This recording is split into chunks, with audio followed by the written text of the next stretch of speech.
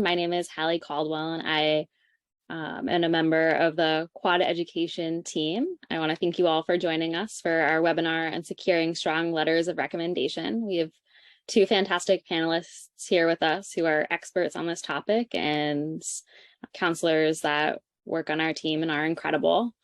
I'll just take a second to introduce Quad Education. For those of you that don't know, we're a company that consults with families and students who are in the process of applying to college with the goal of getting them into the best possible college for them. We work with students from ages 11, 6th grade, all the way through the end of high school, and work with developing college candidacy, deciding what schools to apply to, help writing personal statements, interviewing, just the entire application process. And we're happy to have you all here today. So today we're going to cover the topic of recommendation letters. So I'll introduce our panelists. We'll talk about why recommendation letters are so important, who you should be asking for recommendation letters, when to be asking for them, how to support your recommenders while they're writing the letters for you. We'll talk about brag sheets and why those are so important, add some tips for success, and then we'll open up the floor for Q&A questions. So if anything pops into your mind, feel free to pop your questions into the Q&A box and we'll get to those at the end. All right, so today we have Brittany and Nadia here with us. Nadia, do you want to go ahead and introduce yourself? Sure. Hi, everyone. My name is Nadia Tareen. I'm currently an admissions counselor with the Quad Education team. Previously,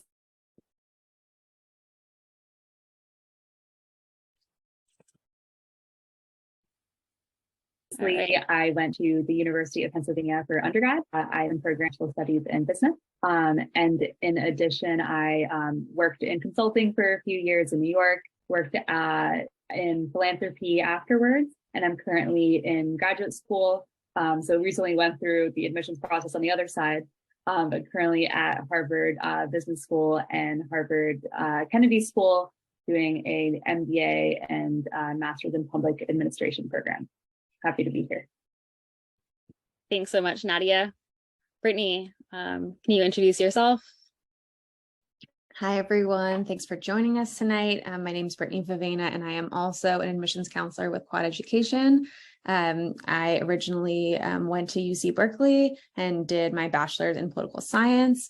And then I spent a couple of years working in Washington, D.C. For a nonprofit, and then also in consulting like Nadia.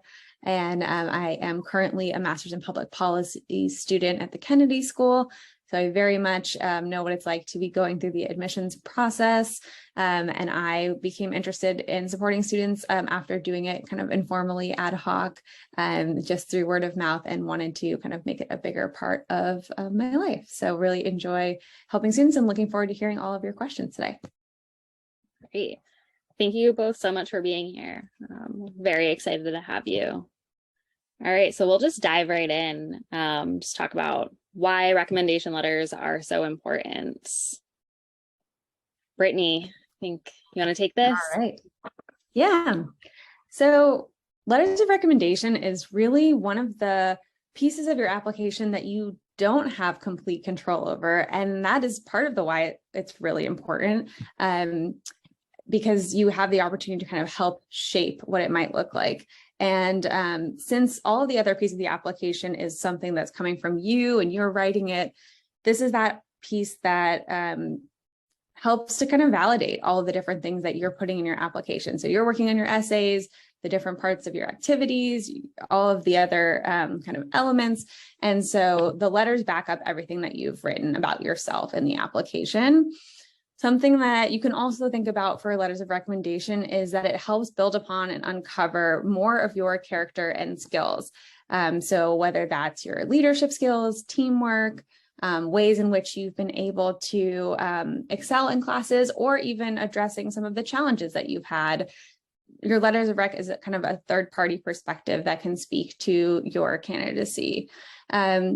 And I think another piece or way that you can think about letters of recommendation is how it can tie together the different themes that you have throughout your application. So if there are a couple of key things that you want to be sure that admissions committee knows about you, a letter of recommendation is an opportunity for a third party, one of your teachers or another advisor in your life to speak to those same qualities. And so when your application's being read, the same qualities are kind of coming out and really resonating.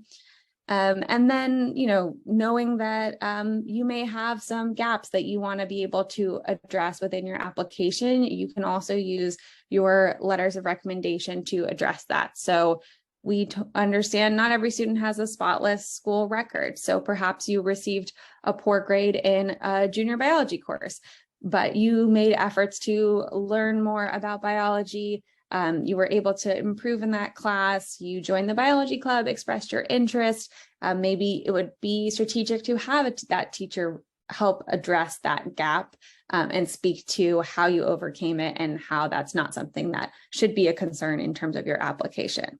So lots of different ways that you can kind of think about and utilize the letters of recommendation in your application. Fantastic.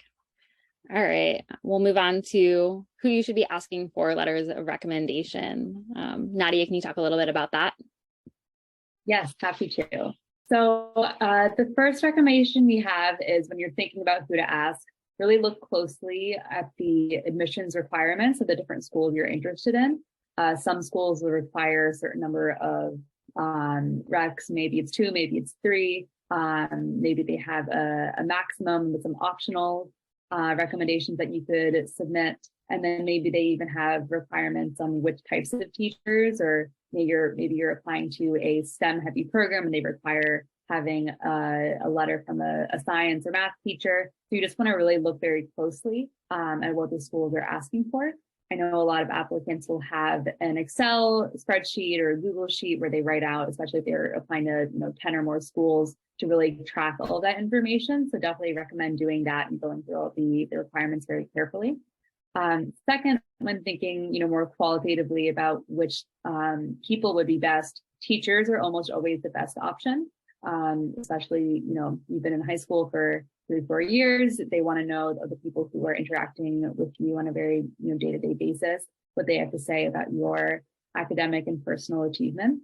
So yeah, teachers are almost always the best recommenders, but if there's maybe a third optional recommendation you can submit, and you have a teacher or other figure at your school who you've worked very closely with, maybe in something like Model UN or scientific research, someone who you've worked closely with on an extracurricular that's really important to you, that could be a really great option as well. Third, we recommend picking teachers from a subject that is related to your major or area of interest and with whom you've formed a deeper relationship with. So for example, for me, I ended up asking a calculus teacher I had back in high school when I was applying to colleges, who I'd worked with in a club, and also I'd really enjoyed math. She's seen how I'd grown over time. So she ended up being a really good fit for me. And on that point, our last point here is selecting teachers who can speak accurately to your character and who will write an enthusiastic recommendation. We'll talk a little bit more about the process of asking for it, but when you do ask, you want a teacher who's really excited to do that, who you can tell will be enthusiastic about the process. And so that can be just a really good sign that they're going to write you a strong letter.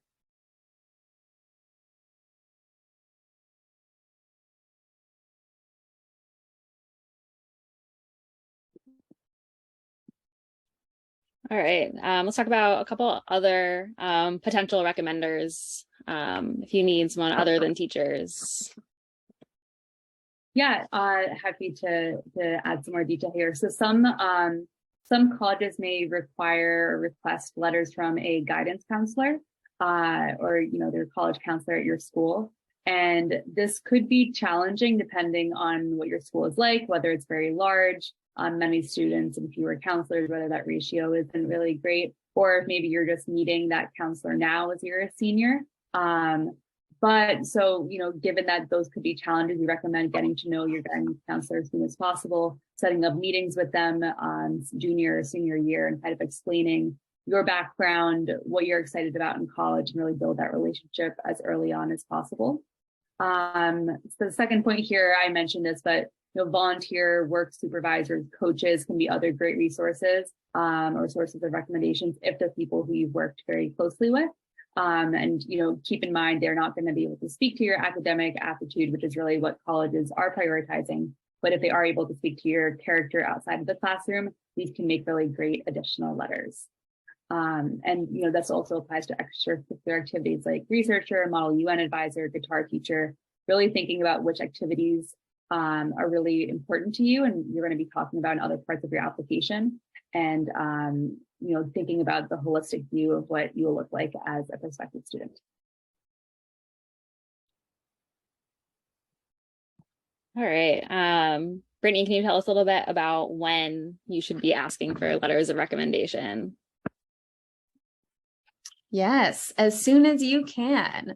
So ideally, I think Nadia spoke to some of the different characteristics that you're going to want to think about in terms of selecting someone to write your letter of recommendation. But once you've had the chance to do that work and kind of laid the groundwork for who would be the best that meet the requirements of the school, starting early is definitely a good option. And this is because especially when you're in high school, your teachers are getting lots of different requests from many students to write a letter of rec. And so it's nice to be very early on their list. It shows initiative, it shows that you're really prepared, and that just further emphasizes the wonderful qualities about you that you want your teacher to write about.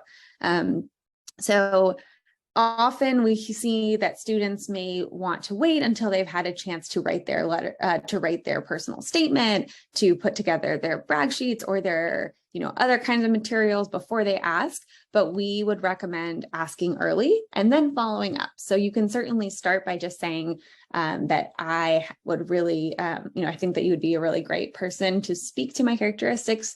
Would love it if you would write my letter of recommendation. Is that something you might be willing to do? If so, I'd be happy to follow up. And it's also a chance for you to get to ask them what they need from you. And then you can kind of follow up with the details. So don't wait until you have everything and don't send them everything at once. Just start with kind of a shorter message, ideally in person if you can, to ask for your letter of recommendation. And then, giving them that heads up that you want them to write a letter gives them that time to think about it as well. So if you start earlier, whether this is during the summer or at the very beginning of the fall of your senior year, that will give you plenty of time before the deadline. So thinking about whether you're applying for schools early action or early decision as well, that will also impact the timeline for when you're going to want to reach out to ask about letters of recommendation. Fantastic.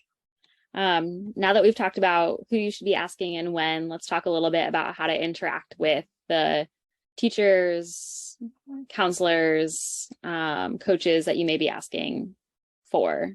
Nadia is going to take this. Yeah. So as Brittany mentioned, asking in person is always best. I think Brittany gave some great examples of how you can go about doing that. But I, remember when I was asking I asked my math and English teacher, just going up to them after class when they have a second, asking if they have a few minutes, and, really seeing how they react and like trying to understand their genuine reaction, I think can give you a good gauge of whether that person will be an enthusiastic recommender or not. If they tell you that they are already writing for many students right now, or that they have a lot on their plate in other ways, don't take it personally, but you do want to think about how that could affect your application. So there could be situations where you want to thank them for their time and think about, a backup person that you were thinking of and ask them instead. I think it's always, important not to force something if it doesn't feel right, but really go with someone who you can tell will genuinely be supportive of your application and write a great letter for you. I think it also helps to tell your recommender why you've chosen them. One, you're making that request, explaining something like, I really loved your class. I think I really grew and improved and learned about what I want to study in the future through this process. or maybe, you've worked with them in class plus an extracurricular, kind of explaining to them your thought process in a complimentary way can actually go a long way in helping them understand the type of story you want them to help tell and understand why you've asked them. And if you can't do it in person, you could write a letter or an email to verbally express your reasons, and we'll explain a little bit more on like the brag sheet and other things you can provide to those recommenders. But I think it is helpful to explain the reasons why you've chosen that person. And then, once you've made that request, that load off your shoulders, you want to be doing it with more than enough time before your application deadlines, but from there, it will be important to keep in touch with them. At most schools, teachers will be used to this process, but maybe it's a new teacher, or, maybe they're just new to this process, and you want to keep in touch with them and make sure, not excessively, very periodically, once in, I'd say once every 3 weeks or so as your deadline approaches, just checking in, hey, can I provide you with any more information? Has everything been clear that you've been sent from the school? So, just helping check in every so often can be helpful to make sure that everything is going well and making sure that your teachers will be able to submit everything on time. Great. Let's talk a little bit about brag sheets, which we've mentioned a few times here. Sure. So as I think we mentioned earlier, a lot of times your teachers are going to be writing multiple recommendations for different students, and you may also be reaching out to a teacher that you took in your freshman year or your sophomore year, and it's been a little bit of time since you were in their class as a student. So your brag sheet is really that opportunity to remind them all of the wonderful things about you. It will contain some of your personal information and background, your achievements, and also giving them a bit of greater context. So, what schools are you applying to? What are the particular majors that you're interested in? What are some of the other activities that you've been doing outside of the classroom that maybe they didn't know about since you last took their class? So it's a chance to highlight all of the important things that you want to share with them so that they have that relevant context for your letter. It's also a refresher for them that makes it easier for them to write your letter. So I've also written a lot of letters of recommendation for both students and also former interns of mine.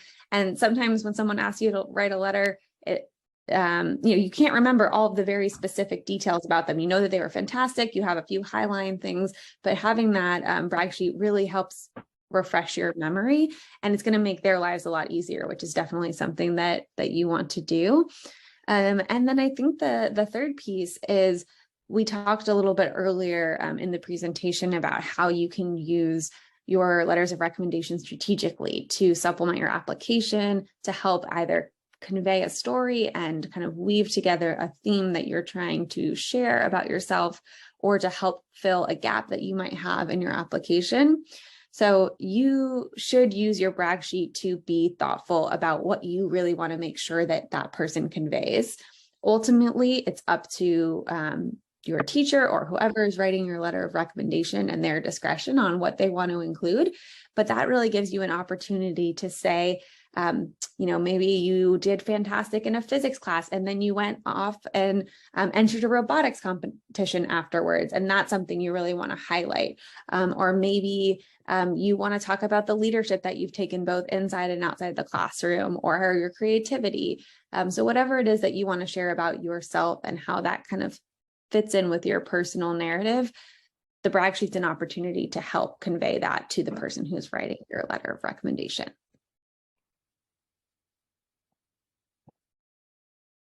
So some of the elements that you'll see on a brag sheet that you'll want to include is both your name and contact information, what your current GPA and class rank is, if that's applicable for you, and your standardized test scores, if you have those already. And also make sure to include the grades that you got in that class. So if there was a phenomenal assignment that you turned in and you got great feedback on it, add that in, mention that. Make sure to, don't leave it up to their imagination to try to remember how you did in that class. Give them all that information up front. And then you want to help paint the broader picture so that a really strong letter is going to both speak to their individual experience with you, as well as maybe tie in some broader things that they know about you just from your relationship and your broader experience at your school. So extracurricular activities that you've participated in, any honors or awards that you've won, if you've taken on any part-time jobs or internships that are relevant, any clubs or schools activities that you participated in, leadership experiences, sports and involvement, any of those types of things. And I would always make sure to ask if your teacher, especially I know guidance counselors very often have a format that they would like you to use. So it's good to ask if there's anything in particular that they want to include. But if they don't give you anything, still give them a brag sheet, make it really easy on them. And one thing that I like to do when I'm working with students is usually identify kind of 3 adjectives or characteristics that we are focusing on communicating across every element of their application, from personal statement to letters of recs. So we include that too on their brag sheet. So it's very prominent, kind of what are some of the characteristics that this student wants to convey to an admissions committee. And that's another thing you might think about including.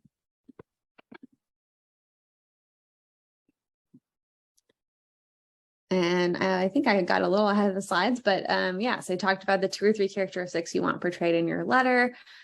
Definitely make sure to let them know all of the schools that you are applying to and what majors or minors that you're interested in. Even if you're only asking them to write, maybe you only need a 3rd recommender for certain schools, still let them know the full kind of scope of schools that you're applying to, and then make it clear which kind of deadlines that you have for them and which letters you would like them to write. And also talking a little bit more about your goals and potential career directions. What are you excited about? What kind of subjects are you exploring? If you have a draft personal statement, that's something you could also attach and apply. You could include your resume. You don't want to really inundate them with information. The brag sheet's sort of the cover letter, but if there's anything else that they think would be helpful, you can certainly ask them and include that as well. All right, I think we just have one more slide on brag sheets and just some additional things to think about while you're putting those together. Nadia, do you want to take this one? Yeah, I think Brittany, you did a great job. And I've actually asked the student I'm working with right now to build out this brag sheet very early in the process, because while it's very helpful for your teachers and recommenders, it's actually also very helpful for you to kind of think about as an applicant, what are the things I want to make sure I highlight in the rest of my application, kind of how does my whole picture come together. So just the process of putting this together can be helpful in many different ways. And I think these additional questions we have here really speak to that. So, like Brittany said, you don't want to inundate the teachers with information, but you do want to think, carefully about what type of person you are and what you want them to convey in their letters. So thinking about what your greatest strengths are. Brittany mentioned, what are the 3 words you would use to accurately describe yourself? What obstacles you may have faced recently, how did you respond to that challenge, and what was the outcome? And if there's anything else you want your recommender to know. I think on number 3, obstacles, Brittany mentioned, maybe you had a class that was more difficult for you and didn't go exactly how you wanted, but then you took steps to, remedy that situation, to grow, to learn, and to move forward in a positive way. And maybe your teacher doesn't know all of those details off the bat. So, to the extent you feel comfortable explaining that situation to them, or if it's a class that they were directly involved in, kind of explain your perspective and how you grew from that obstacle can be a really valuable conversation to have. Maybe you don't want to include it all in the brag sheet and have it be more of a conversation and something you treat carefully, but that can be helpful as well if that's something that's going to come up in your application. And yeah, otherwise I'd say, number 4, just kind of thinking carefully if there's anything else that you think your recommender wouldn't know unless you told them, because you just haven't had that interaction yet in your classes together. Yeah, and I was just going to jump in to add on this that I think in my experience, teachers have their own preferences. So I have seen a very wide scope in terms of some teachers who wanted to set up a meeting or have a call to talk to me about my interests and hear more so that they could really write a wonderful, compelling letter. That was, in my opinion, like the most ideal scenario. But that was something that they kind of offered to me, and I wanted to take advantage of that opportunity in addition to the brag sheet. I've also had other teachers who kind of are like, nope, I've got this, send me your materials and I'll work on your letter and I'll meet your deadline. And they're kind of more to the point. And so I think it's all to say that there is a lot of flexibility in this, and definitely make sure that you are listening to your teacher and their needs and what they are asking for you, and meeting all of their kind of deadlines and requirements. And make sure you're sharing what's most important for you and what you need as well. So it's very much a two-way relationship, but the easier that you can make it on them, I think the better. Great. And I think, we just have a couple more tips here. We've talked about a lot of these already, but ask your teachers if they have a preferred format for the brag sheet, or maybe your guidance counselor, and maybe they don't use the term brag sheet, but like a summary of the student, something like that. So you can ask, and maybe that can make your life a bit easier. Though Quad Education has some templates that have been really helpful as well. It should not be longer than a page or two. You don't want to inundate them with information. They're writing recommendations likely for multiple students, so just really keep it to the highlights. I recommend putting it in bullet point form. Don't write an essay. Keep it just very highlight focused and easy to read. And make sure that it calls out specific elements that you want your recommender to address. Don't forget to check in periodically with recommenders. I think every 2 to 3 weeks is probably appropriate. You don't want to do too much, but if you are taking a class with them at the time and it's easy, just checking in hey, can I help you with anything? With any more information you might need, rather than, ask in a nice way, rather than just be hey, are you done yet? But I'm sure you'll know that. In some cases, and I want to say in all, but it can be helpful to provide your recommenders with a copy of your personal statement. If it's ready, maybe you applied to some early decision schools and now they're writing for regular decision schools later on in the year and you already have your essay. It could be helpful. But I wouldn't say it's always necessary. Maybe ask that teacher, they think it would be helpful. Consider providing a physical copy of the brag sheet and an email copy. I would say just ask that person, your recommender, what they would prefer. And I think this is a really important one. Don't forget to thank them. I'm sure in the moment you will, be appreciative to thank them, but it's also important to thank them after the fact, and follow up with those teachers once you get your decisions. They've put a lot of time and effort into writing you a letter. So I think, having a handwritten thank you note, an in-person thank you, telling them what you ended up deciding can go a really long way. And, hey, maybe in the future you want to keep in touch with that teacher. It can help with that as well. And, generally this one's pretty clear. Don't wait until the last minute to ask. You want to give people plenty of time. I think, I don't know if we have a exact benchmark, but I think 6 weeks is good. And ask recommenders who are enthusiastic about writing a letter. An unenthusiastic letter is never ideal. Fantastic. I think that wraps up all of the information that we have for you. I know we have a few Q&As here already, but feel free to keep popping in your questions and we'll go through and start answering some of these. Some have been answered through the chat already, but we'll also just talk about them, make sure everyone gets to hear. So Nadia, I know you took a couple of these already, so maybe you can cover them for us now, but how many letters of recommendation do you generally need? Yeah, it will depend on the school, but I think 2 to 3 is pretty standard. I think usually 2 is the baseline, and then maybe there will be an optional third. Brittany, I don't know if that's been true in your experience, but I think that has been pretty standard. I think that's right. Okay. Yeah, I can just go through some of these other ones that I had typed out answers to.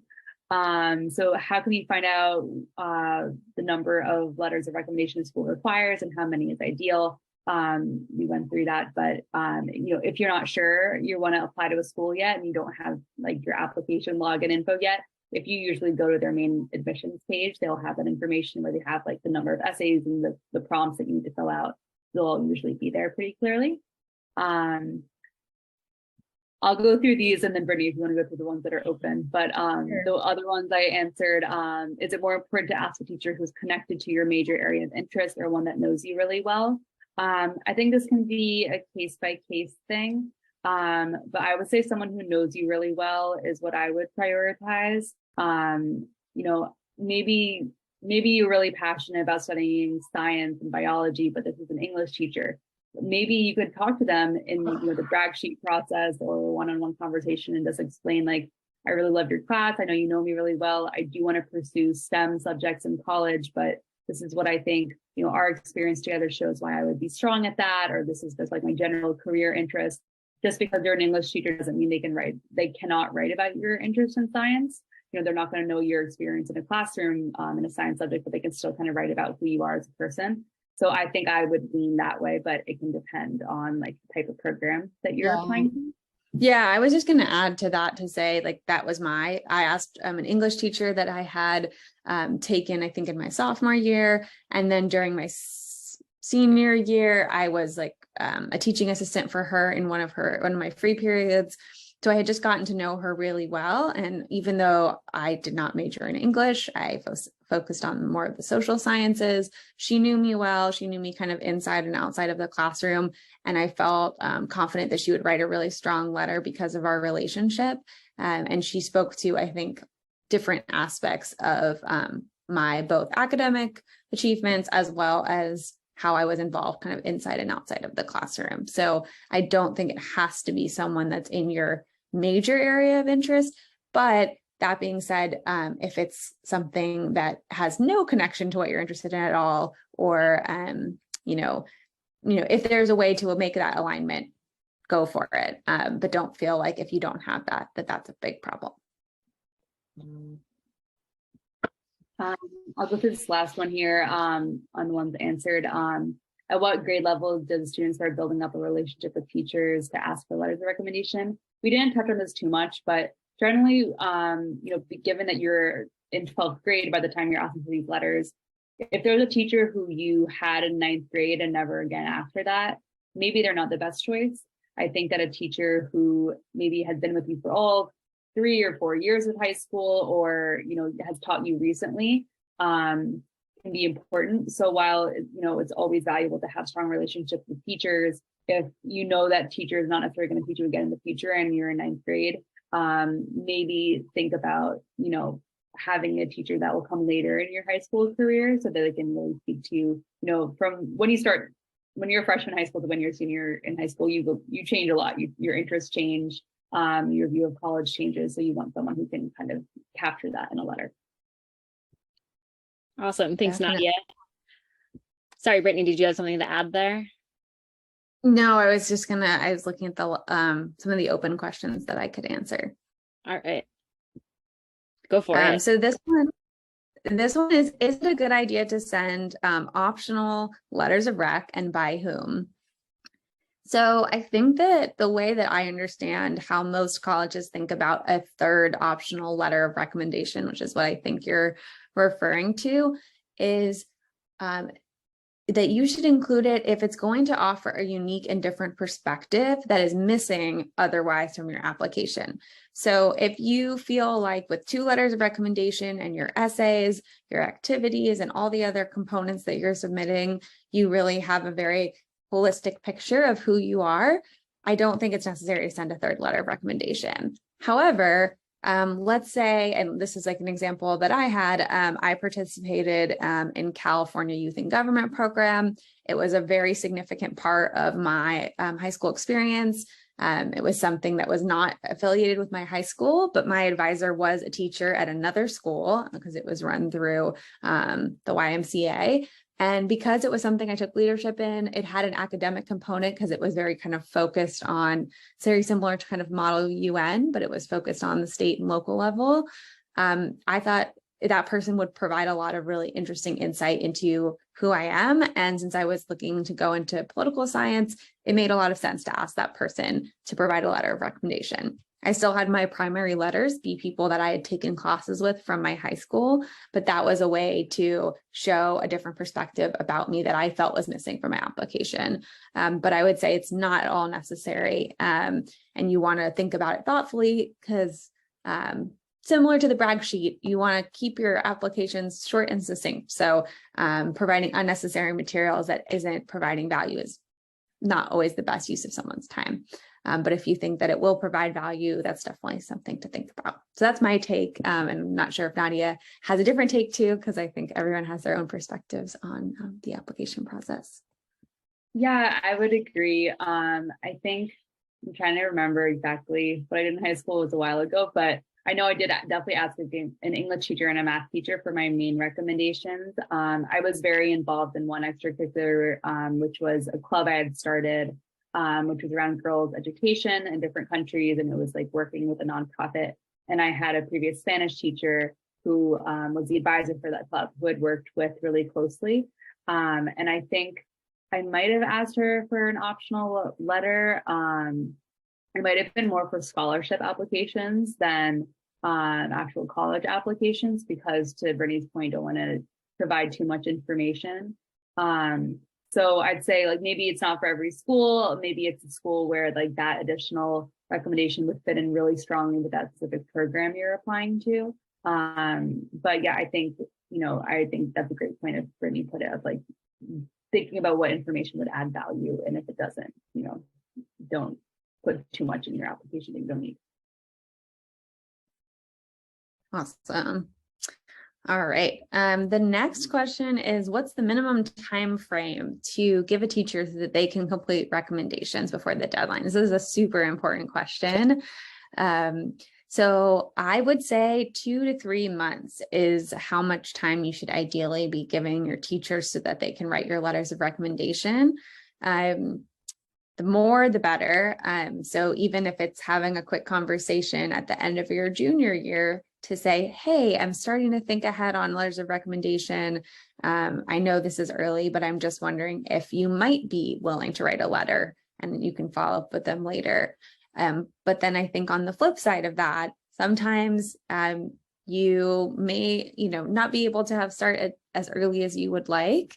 Maybe some of you are in that boat now, I'm not sure. But if that's the case, I think just being really gracious and thoughtful when you are making that ask. So recognizing that your teachers have a lot on their plate, they may have already committed to writing a number of letters. So if you are making that ask, doing so with a lot of grace, saying, I know this is short notice, maybe, helping them give some context as to why it's short notice, and just saying, would you be willing to write that letter? And if not, I completely understand. And as much grace, I think a lot of teachers are flexible, and some teachers will have their own deadlines. So if you have a teacher who makes that announcement in class, or a guidance counselor that gives you a deadline, those tend to be things that you really want to pay attention to. But I would ideally say 2 to 3 months, and like no less than a month. If you're getting down to weeks, you're really putting people under pressure. And I would be worried that you're not going to get a good letter of recommendation, or it won't get submitted on time. The only thing I'd add is, especially if you're applying to a lot of different schools, I think 2 to 3 months is a perfect time frame. But once you have that list, like have a very clear list of the deadlines. Like you don't want to put extra work on that teacher to have to like know what each thing is. So being very upfront about like, this is when things are due. And they will have access to online portals and everything, but you just want to like make sure it's as easy as possible for those teachers to know the necessary information.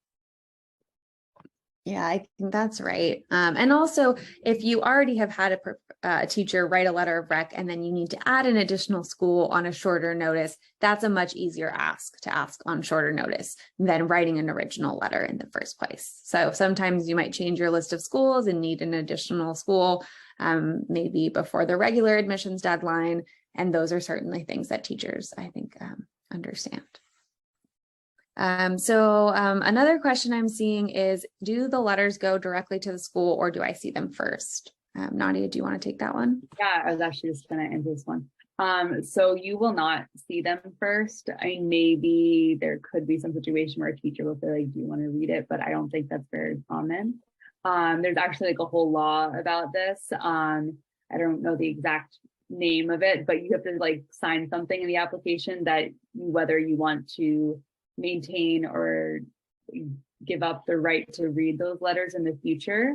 I think I always just click no, like, no, I will not read these letters in the future. And then you need to make a choice before that teacher can even be eligible to enter a recommendation in the system. There's like a whole legal procedure behind this. But you definitely don't see them before they go to the school unless for some reason the teacher shows it to you. But in some cases you might be able to see them after, but it's not very common, or you need to like speak it out and you need to sign that form in a certain way. So yeah, I that's why I think like the brag sheet and the conversations are so important. You want to like be able to give your input to some extent. Ideally the teachers know you really well already and wouldn't be a surprise what they're writing about you, but it is an area you don't have as much control in terms of the application process. Great. So I can take the next question, which is, if someone is in two roles, coach and teacher, which role is most important for them to speak? Which role is most important for them to speak from, or would both make sense? So I think that for letters of recommendation, you always want to focus on your academic accomplishments and credentials. That should be the thing that comes first, since you're primarily applying for a college or university to focus on academics. If you have someone who is playing two roles in your life, that's fantastic. And there's no reason why that person can't also speak about your accomplishments on a sports team or in another form of activity. I think lots of teachers play dual roles at schools. So whether they're overseeing the student government or something else, I think it's great for them to be able to mention that the interpersonal relationship and knowing the things that you're passionate about is a very important part of your letter. But first and foremost, your academic accomplishments and how those align to the interests that you want to pursue when you go to college. I'll take this question. What about peer recommendations?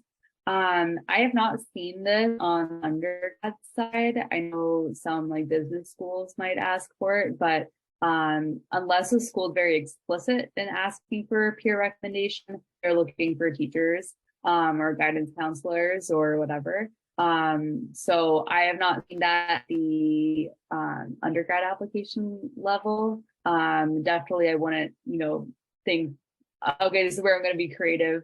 This is not the place. I think, you want to follow their rules. But Brittany, I don't know if you've ever seen that on undergrad.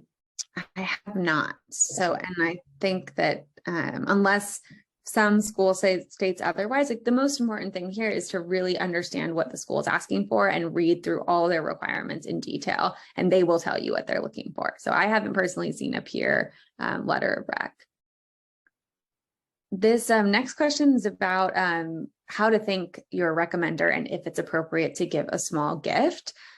So I may have a little bit of bias here, and so I'd be curious if Nadia or Hallie has other thoughts, but I would say a handwritten letter of recommendation would absolutely suffice.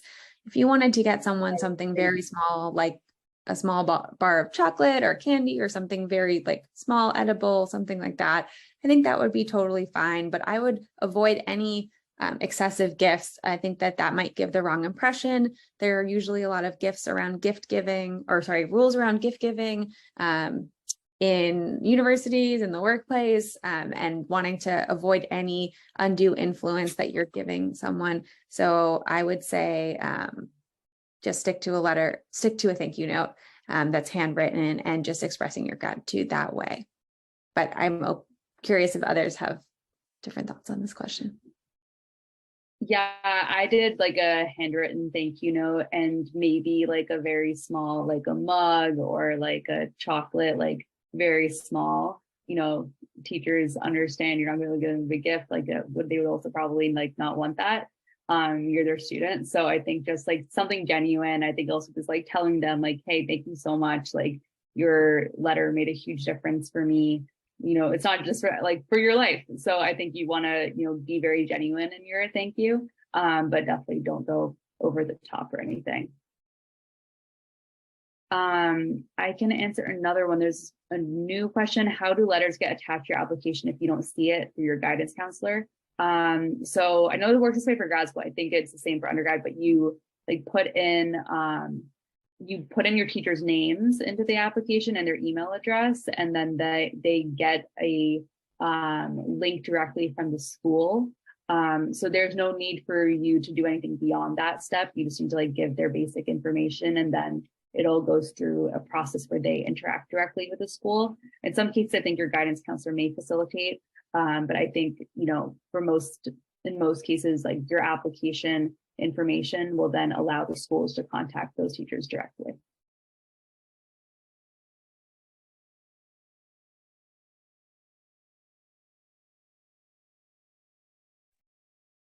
All right. Is it reasonable to request for a teacher to mention or consider mentioning specific things relating to your character, shortcomings, or flaws in a letter of rec? So I guess I would say this sort of comes back to the advice that we gave earlier on brag sheets and how you're having the conversation with your teacher about your letter of recommendation. I would say you shouldn't be requesting or demanding that your teacher include anything in the letter of recommendation. Your brag sheet and all of the materials you provide are all suggestive. So ultimately, and I think this goes to the piece of that you don't get to see the letter prior, and this is supposed to be a third perspective on your application that you don't have full control over. You want to let your teacher determine what they think they should include. That being said, you can absolutely, I think, mention things that you think are great strengths that you want to highlight, or if you have a shortcoming or flaw that you feel is a gap and you want to see if there's a way they could address that, you can certainly ask them, would you be comfortable addressing this gap, or this is a gap I'm trying to address in my application if you think that it might be useful to speak to. But I would just also be thoughtful about that person's role and whether that's something that makes sense for them to speak to. So if it's an English teacher, that might not be a good person to talk about a class that you didn't perform well in math. So being intentional about what your relationship is with them and what they know about you. So hopefully that answers that question. It's like we just have a couple more questions here before we'll wrap up. Yeah, I was going to say, I actually don't know the answer to this one. Can the recommenders see all the schools you're planning to apply to on the common application? What can recommenders see? This because I haven't been a teacher writing these. I don't know. I don't know either, but I would just say assume that they don't know and focus on giving them the information that they need. I guess I'm not sure if this question's asking because you don't want them to know what schools you're applying to, or you do know, but if you do know and you want to show them their schools, it should be on your brag sheet. And I think if you want to use their recommendation for schools, you want them to know what schools they're writing recommendations for, so they can be added appropriately. Yeah. This is a great question. Is it a good idea to start getting letters in grade 11 toward the end? So I think I would think of it as it's a good idea to start thinking about who you might want to ask for a letter of recommendation, potentially mentioning it to someone that you think you want to ask. But I wouldn't put too much pressure on getting anyone to commit to you or sending them brag sheets at the end of 11th grade. I think right before the summer, people's minds are focused on other things. And you really teachers start focusing on college applications in the fall. So I wouldn't ask someone to write the letter that far in advance, because you also want to make sure that they have the most relevant and timely information. And that's going to be what's happening for you when you are in your senior fall and already going through that process. You're going to just have more details about what classes you're taking, activities you're involved in, and what you did over the summer before your senior year. But it's not a bad idea to start thinking about it. And if there is someone you know for sure you want to ask, It's not a bad idea to mention it to them. But I think also doing it at the very beginning of the school year is completely acceptable. Don't feel like you have to be the absolute first person to ask that teacher. You just want to be on the earlier side. But it's not a race to get there first. Teachers write lots of letters of recommendation. And so I think you do have time, so no need to rush. And I can take this one. Do teachers send out the same recommendation to all schools, or do some schools ask for a specific question to be answered by the teacher? In my experience for undergrad applications, it's generally a general letter of recommendation they ask for, like just describe the student's academic performance and character and whether they would be a good fit at the school. I know for grad school, that's very fresh in my mind. There was like a couple schools that were like, answer these questions, but they all kind of got to that same thing of like, what is your general view on this person? Would they be a good fit? Have they performed well in the past? So, that just goes to our earlier point of looking very closely at each school's instructions, which will be both on their admissions website usually and on the application itself. But generally, I think from the recommender or teacher perspective, they usually write one letter for a student and then change kind of the school name and maybe add in like a detail or two that's unique to that school. But they're not going to write a whole new letter every time.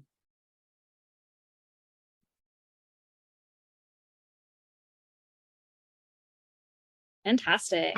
Well, I think that wraps up our webinar today. Nadia, Brittany, I want to thank you both so much for participating. I know I learned a lot from the both of you. I'm sure other people did as well.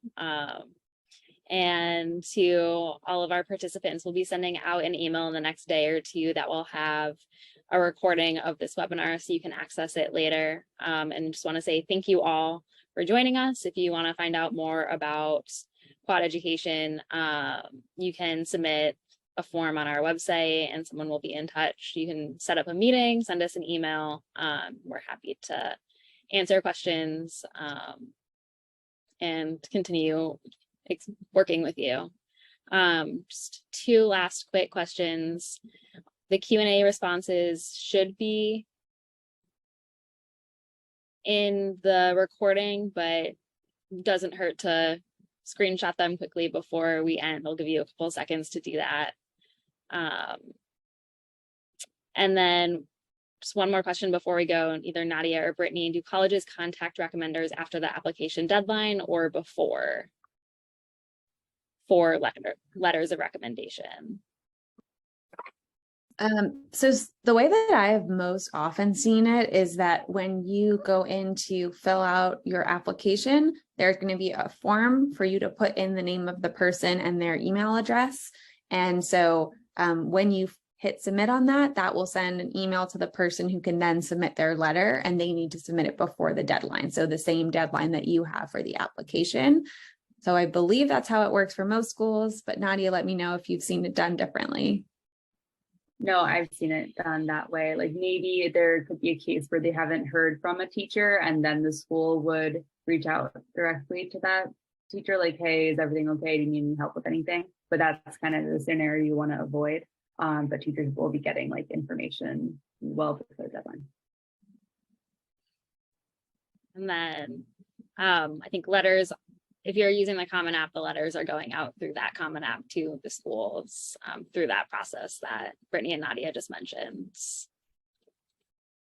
All right, well, thank you all. It was great to have you all join, and I hope you all have a great evening.